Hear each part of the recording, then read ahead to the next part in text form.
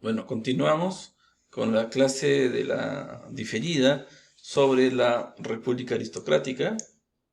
La clase diferida, esta es la parte 2 de la clase diferida de Realidad Social Peruana sobre el tema República Aristocrática. Nos habíamos quedado en que el tema de las industrias urbanas va a hacer emerger a una nueva clase social que son los obreros, o el proletariado, obreros o proletariado. Es interesante esta clase social. No es que no hubieran habido obreros antes, en el siglo XIX habían, pero eran poquísimos. O sea, había algunas manufacturas en el siglo XIX, pero eran muy pocas. El hecho que las industrias urbanas comiencen a crecer de manera exponencial en esta época grande, se vuelve realmente un eje industrial, todo lo que va de Lima al Callao. O sea, piensen en la avenida Venezuela, la avenida Colonial, la avenida Argentina, se va llenando de fábricas. Eso no había en el siglo XIX, hace que esto, que eran unos cuantos grupos de obreros en el siglo XIX, pasen a ser ya una clase social. Ya no son grupos pequeños de obreros, sino una clase social entera. Y en tanto clase social va a tener sus propias demandas, que son demandas de derechos. Recuerden que en el video anterior les dije que el plan de un país moderno era moderno entre comillas. Y yo digo entre comillas porque un proyecto moderno pasa por hacer ciudadanía. Y lo que el Partido Civil, que es el que gobierna en esta época, quiere es modernizar la economía, modernizar la industria, incluso si se quiere modernizar la tecnología del país, pero no modernizar a la población humana, es decir, no hacer ciudadanía. Ahí hasta, o sea, la modernidad les llegaba hasta el desarrollo económico. Si se trataba de ciudadanía, pues ahí sí no les gustaba.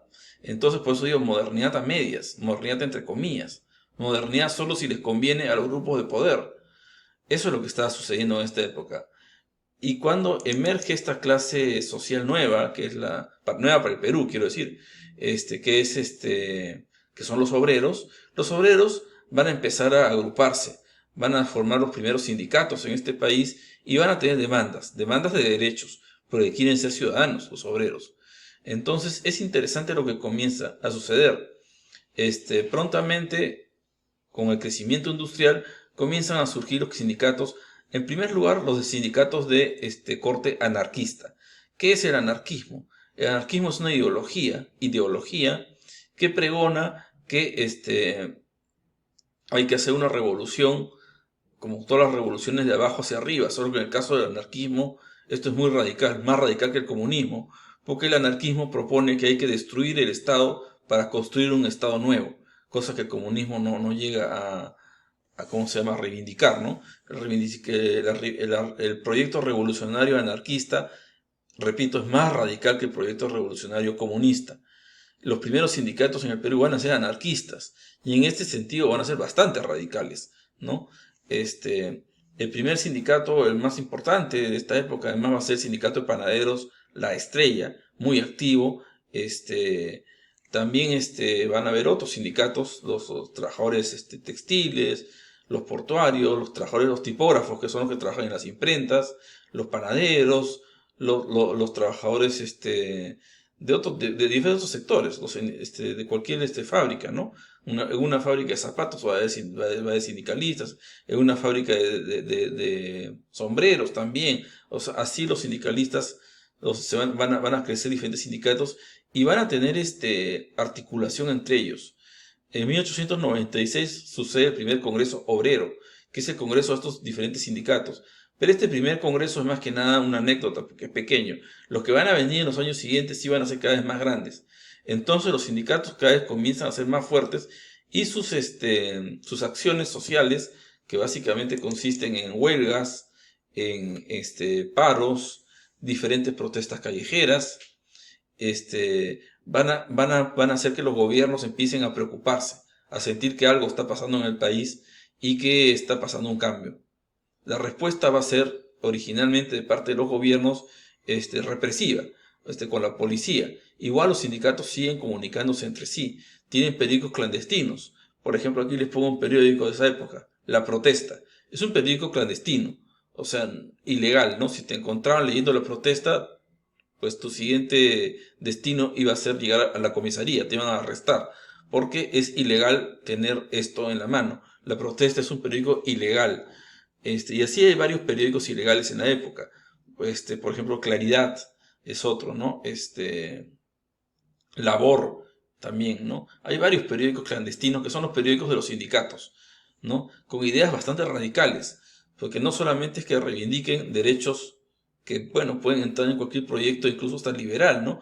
Por ejemplo, la jornada de trabajo de las 8 horas, leyes para una mejor seguridad en el trabajo, con implementos de seguridad para no lesionarse en el trabajo, seguro en caso de enfermedad, seguro social en caso de enfermedad de los trabajadores, el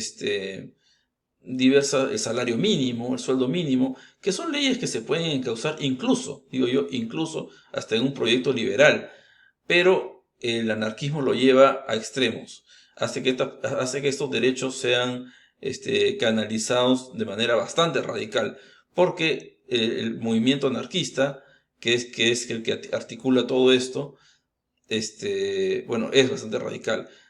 Una nota interesante de pie de página que darles, nota de pie de página, les digo, no es que todos los obreros fueran anarquistas, ojo, ahora vamos a ver por qué, vamos a ver cómo, perdón, cómo se manifiesta eso. No todos los obreros son anarquistas. Los anarquistas en realidad son pocos, pero consiguen tener mucha llegada entre los obreros en la medida que los obreros no tenían mayor preparación político-ideológica. Repito, los obreros no tienen mayor preparación política e ideológica y los anarquistas, que están mejor organizados en esta época que otros grupos políticos radicales, están mejor organizados que otros grupos políticos radicales, consiguen tener gran impacto entre los obreros. Entonces, no es que todos los obreros sean anarquistas, sí hay obreros anarquistas, a ver los hay, pero son una minoría. No es que todos, no es que todos sean esto, pero sí se dejan llevar por el anarquismo en la medida que el anarquismo canaliza demandas de derechos que ellos requieren. O sea, les es funcional, en pocas palabras, ¿no? Pero el anarquismo va a dejar de ser funcional a los obreros en algún punto. Vamos a ir viendo esto. El sindicalismo anarquista tiene su auge hacia más o menos mediados de la década de 1910, o sea, hacia 1915, 16, 17, 18. Hasta esa época tiene su auge el sindicalismo anarquista. De ahí en adelante comienza su declive, y ahora vamos a explicar por qué. El movimiento obrero va en ascenso. En 1911 logran hacer un paro general, o sea, una huelga articulada, bastante exitosa, por cierto, y a partir de ahí va a haber diferentes paros que van a poner en jaque al gobierno. Finalmente el gobierno va a tener que ceder a sus reivindicaciones. En el año 19 se dispone la jornada laboral de las 8 horas. ¿No? ¿Qué quiere decir jornada laboral de las 8 horas? Quiere decir que un obrero empieza a trabajar, digamos que a las 9 de la mañana, y se va a las 5 de la tarde. Punto. No trabajar 12, 15, 16 horas, 8 horas nada más, ¿no? Que actualmente es ley. Bueno, para el debate en clase, si se cumple o no se cumple la ley actualmente. Eso yo lo dejaría para un debate ya en la clase en Zoom, pero es ley actualmente, ¿no? Desde esa época y hasta ahora sigue siendo ley. Aparte es una ley internacional, no solo es ley en el Perú. Y otro tipo de conquistas tienen los obreros también, no solamente la jornada de las 8 horas, sino el sueldo mínimo, seguridad social, diferentes conquistas tienen los obreros en esta época. Y todo iba bien con el anarquismo, pero el problema es cuando le surge rivalidad dentro de la política popular al anarquismo. Surgen otros movimientos políticos populares en el Perú. Básicamente son el comunismo y el aprismo. El comunismo y el aprismo son más pragmáticos que el anarquismo. No tienen un proyecto tan difícil de hacer como es derrumbar al Estado y construir un Estado nuevo. Que si lo piensan un poco se darán cuenta que es muy difícil bajarse al Estado entero. El aprismo y el comunismo, ambos son más pragmáticos, en la medida que lo que proponen es tomar el poder del Estado. No derrumbar el Estado y construir uno nuevo, sino tomar el poder del Estado. Que bueno, también es difícil, pero ya no es algo tan irreal como bajarse al Estado entero, ¿no? O sea, es más pragmático. Y no solo son pragmáticos respecto a su proyecto definitivo, sino en todos los pasos previos son más pragmáticos que el anarquismo. Y en la medida que son más pragmáticos, los obreros poco a poco se van a dar cuenta que son mejores representantes, el aprismo del comunismo, a sus intereses como clase social. Entonces, vamos a ver en la clase Zoom cómo en los años 20 del siglo XX el aprismo y el comunismo van a desplazar al anarquismo en el liderazgo de los obreros. Repito, el aprismo y el comunismo desplazan al anarquismo en la década de 1920 en el liderazgo del movimiento obrero. Con lo cual el proyecto anarquista finaliza, ¿no? O sea, ya sin base social, su base social en los obreros, el proyecto anarquista finaliza. Y en 1919, también finaliza en el año 19, este periodo de la República Aristocrática.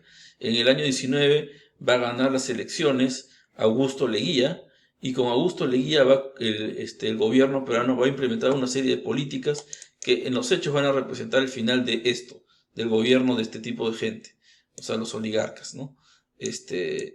Van a tener no es que vayan a perder todo el poder, pero Leguía tiene otro proyecto más, digamos, de clase media y clase media alta, y un proyecto modernizador realmente de verdad, no solamente modernizar en el sentido de crecer económicamente, industrialmente, sino modernizar en el sentido de crecer ciudadanamente. Leguía tiene un proyecto bastante más interesante y más profundo, ¿no? Eso ya lo vamos a ver cuando nos toque ver el tema de la Patria Nueva, que así se llama el gobierno de Leguía, la Patria Nueva. Un punto último antes de cerrar esta sesión es que recuerden que estamos viendo grandes cambios en una parte del Perú, que es el Perú urbano, Lima, Callao y algunas ciudades de la costa y además Arequipa. Pero recuerden que la mayoría de la población del Perú vive en la sierra, vive en las haciendas, la mayoría. No tenemos datos exactos porque no había censos fiables en esta época, pero podemos suponer, en base a las aproximaciones que hay, que estamos hablando del 70% de la población para arriba, 70% de la población para arriba, que vive en el mundo de las haciendas, en el mundo del campo, ¿no? Entonces, cuando hablamos de estos cambios en el Perú, del movimiento proletario, del anarquismo y todo esto, entendamos que nos estamos refiriendo a una minoría de la población, ¿no? Incluso, por supuesto, es una minoría de la población, mucho más minoría todavía, pues estas personas, ¿no? La élite que está representada en el Partido Civil, ¿no? En el Partido Civil. Con esto doy por finalizada esta clase sobre la República Aristocrática y nos vemos el jueves en clase Zoom. Gracias.